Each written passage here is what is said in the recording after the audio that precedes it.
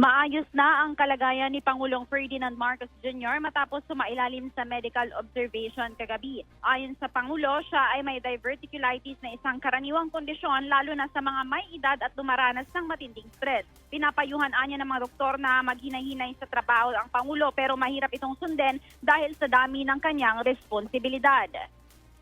I'm fine. I'm feeling very different from the way I was feeling before. Naayos na yung problem. What happened was I now have diverticulitis.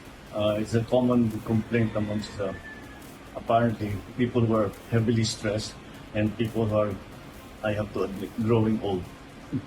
Overwork kayo, sir eh. Di ba sinabi ng doktor na hinay-hinay muna? No? Well, yeah, of course, lagi naman sinasabi ng doktor sa akin yun. Pero paano mo naman gagawin yun? Ang daming trabaho. May mensahe naman ng Pangulo sa mga nais na mawala siya sa pwesto. Hindi anya life-threatening ang kanyang kondisyon at walang dapat ikabahala ang publiko.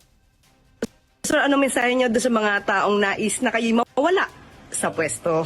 Okay muna masyado ma-excited dahil it is not a life-threatening condition. So, sir, wala kaming dapat ipag-alala? Wala, huwag kayo mag-alala. The rumors of my death are highly exaggerated.